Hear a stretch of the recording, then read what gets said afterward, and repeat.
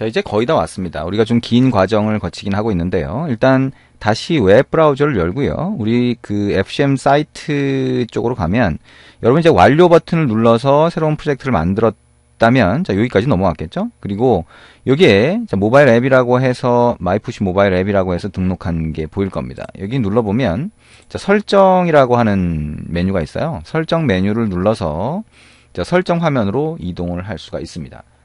자, 그래서 여기 보면 이제 클라우드 메시징이라고 하는 메뉴가 위에 보이죠? 클라우드 메시징이라고 하는 걸 눌러보죠. 자, 클라우드 메시징이라고 하는 게 이제 푸시 같은 자, 이런 서비스를 얘기를 합니다. 자, 그 중에 자, 서버 키라고 하는 게 보이네요. 자, 서버 키라고 하는 게 보이고 자, 토큰이라고 하는 게 보입니다. 아래쪽에서 내려가 보면 자, iOS 앱 구성 뭐 이런 것도 보이죠. 자, 여기에 있는 서버 키라고 하는 거를 요 버튼 눌러보면 자, 복사를 할 수 있어요. 토큰을 클립보드로 복사했습니다 라고 나오죠. 그러면 이 정보를 아까 우리 코드에서 보면 자, 여기에 헤더라고 하는 거를 authorizaation key equal 이렇게 돼 있죠. equal 뒤에다가 컨트롤 V에서 붙여줍니다. 자, 이렇게 쭉 들어가게 됩니다. 굉장히 긴 자, 코드가 추가가 됐죠. 자, 이렇게 자, 추가를 하고 나면 이제 뭔가가 동작할 수 있는 상태가 되고요. 그 다음에 이게 정상적으로 동작을 했다라고 하면 얘기했던 것처럼 자, 마지막 단계에서는 자, My Firebase Messaging Service라고 하는 여기에 On Message Received가 호출이 돼요. 그러면 On Message Received가 호출이 됐을 때 우리가 필요한 작업을 해줄 수가 있겠죠. 자, 이건 서비스니까 화면에다가 받은 메시지를 표시를 해주겠다라고 하면 어떻게 해야 돼요? 자, 화면 쪽으로 보내야 되겠죠. 그래서 자, 여기서 자, 파라미터로 받은 자, 리모트 메시지라고 하는 게 있는데 여기에 get from이라고 하면 자, 어디서 보냈는지에 대한 코드 값이 넘어와요. 이제 이게 뭔지 한번 확인을 해볼 겁니다. string from이라고 해서 넣고요. 그 다음에 자, remote message라고 하는 것점 get data라고 하면 데이터라고 하는 걸 어디서 넣은 적이 있어요. 그죠? 자, 뭔가 비슷한 게 있죠? 자, 맵에 해놓고요. string 일단 한번 넣어봅니다. 자, 여기다가 데이터라고 하는 걸로 한번 해봅니다. 자, 이거는 우리가 전송하는 코드 있었죠? 전송 어디 가서 했었어요? 자, 메인 액티비티에서 전송을 하기 위해서 리퀘스트 데이터라고 하는 객체를 만들 때 여기 데이터라고 하는 걸 넣었죠. 자, 이 부분을 얘기하는 거고요. 그 안에 뭐가 들어가 있어요? 자, 여기 안에 자, 데이터 오브젝트라고 하는 게 아니라 저기 리퀘스트 데이터죠? 지금 제가 좀 잘못 넣었네요. 기존에 자, 리퀘스트 데이터라고 하는 거에다가 이 데이터 오브제이를 만들어서 집어넣었죠. 자, 이렇게 했다라고 하면 자, 여기서 자, 마찬가지예요. 빼내는 게 자, 여기에 데이터라고 하는 거를 뽑아내고 data.get이라고 해서 자, 이게 contents 이렇게 하면 우리가 content라고 하는 이름으로 집어넣었던 거를 뽑을 수가 있습니다. string contents. 이 content는 여러분이 이름을 다른 걸로 바꿀 수도 있다고 그랬죠. 근데 어쨌든 보낼 때 이름과 받을 때 이름이 같아야 된다라고 생각하시면 됩니다.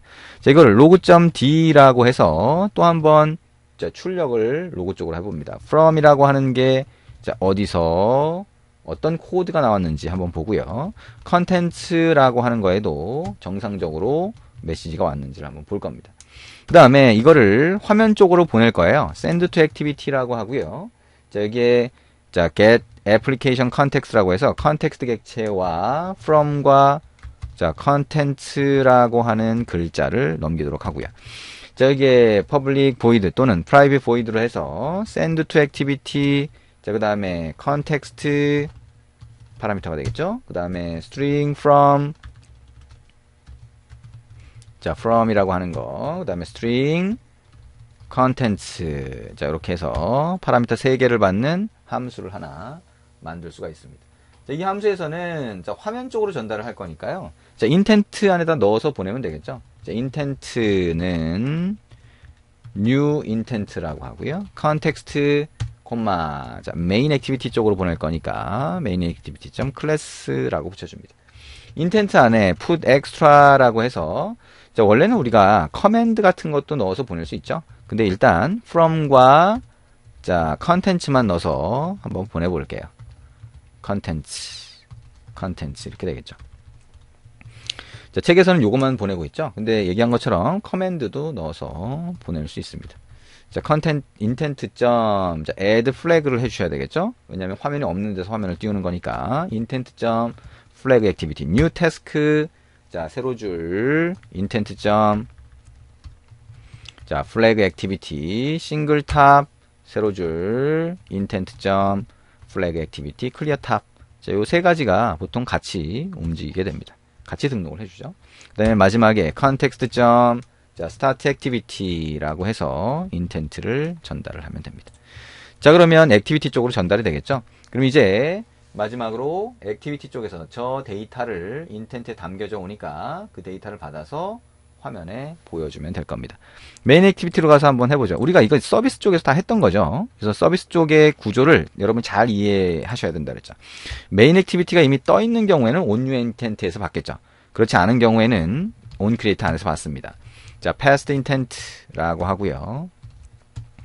자, get intent로 받아서 자, process intent라고 하는 메소드를 하나 만들어서 자, 그쪽으로 넘기도록 합니다. 자, public void process intent라고 해서 intent 객체를 하나 받도록 하고요. 자, if라고 해서 intent라고 하는 게 널이 아니면 자, intent에서 어떻게 하면 돼요? get string extra 뭐예요? 자, from을 받겠죠? 그 다음에 자, 요거를 string from으로 변수를 만들고 할당을 하고요. 그 다음에 두 번째 string contents 라고 하는 거 intent.get string extra 라고 하고 contents 이렇게 받을 겁니다. 자, 그 다음에 println 이라고 해서 자, 데이터가 뭐가 왔는지 이거를 뿌려볼 수 있겠죠. from, contents 그 다음에 어떻게 해요? 자, 뭐죠? output이라고 하는 거. 자, 데이터 output이라고 하는 거 있었나요? 데이터 output 쪽에도 set text라고 해서 데이터를 뿌려보도록 합니다. 자, 여기에 컨텐츠만 뿌려보도록 하죠. 자, 그리고 이제 이 메인 액티비티가 떠 있을 때 받을 수 있으니까 인텐트만 받아서 처리하도록 generate override method에서 on new intent라고 하는 거를 재정의하도록 합니다. on new intent 어디 있나요? 밑으로 한번 가볼까요? 자, on new intent 여기서 찾았고요. 자, intent가 전달이 되면 자, 어떻게 하면 돼요? process intent 이렇게 처리해 주시면 되겠죠. 끝났네요. 자, 그러면 여기까지 끝났으니까 자, 앱을 한번 실행을 해봅니다. 자, 앱을 실행을 해서 자, 전송까지 자, 완벽하게 되는지 한번 확인을 해보죠. 자, 로그가 혹시 에러가 날 수도 있고 그 다음에 로그 쪽으로도 데이터를 뿌리도록 그렇게 해놨으니까요. 자, 여기에 자, 로그를 띄워주고요. 자, 여기 휴지통 버튼 눌러서 일단 깨끗하게 만들어주고요. 에뮬레이터를 한번 보자. 자, 보면 처음에 뜰 때 등록 아이디가 넘어왔죠.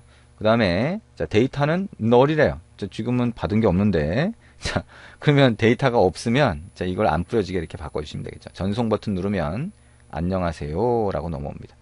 와, 그냥 떴죠? 자, 이게 보내는 거는 FCM 서버로 보냈어요. FCM 서버에서 얘가 받아서 자, 여기다 뿌려준 겁니다.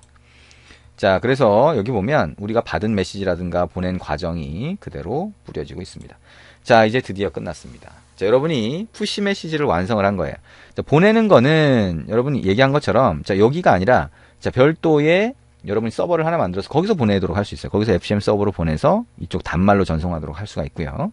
근데 어쨌든 받는 거 뭐예요? 공지사항이 날라왔다라고 하면 공지사항을 여기서 받아서 여기서 보여주던지 아니면 위에 노티피케이션 요 패널에서 보여주던지 자, 이런 것들이 가능하게 됩니다. 자, 이게 푸시 서비스를 사용하는 방법이 됩니다. 우리가 굉장히 길게 왔는데요. 이 푸시 서비스라고 하는 게 굉장히 요즘에 많이 사용되고 있으니까 기본적으로 알아두셔야 됩니다. 그래서 긴 과정이긴 하지만 여러분이 이 긴 과정을 따라하면서 잘 이해하시는 게 필요해요. 그래서 어디에 뭐가 들어가고 어디에 뭐가 들어가는 거를 완성된 걸 보면 굉장히 복잡하게 보이죠. 근데 우리가 한 거를 계속 따라하면서 익숙해지면 그러면 어디에 뭐가 들어가야 되는지 나중에 이해를 하실 수 있을 거예요. 그래서 필요한 부분만 복사해서 필요한 부분만 수정해서 이렇게 앱을 구성할 때 기능을 붙여주시면 됩니다. 자, 고생 많이 하셨고요. 자, 푸시 서비스 같이 한번 완성을 해봤습니다. 그러면 우리가 이제 이 다음에는 SNS 서비스 중에서 페이스북에다가 기능을 같이 연동하는 페이스북의 데이터를 가져오는 뭐 이런 것들 기능 간단하게 한번 보도록 할 겁니다. 네, 수고하셨습니다.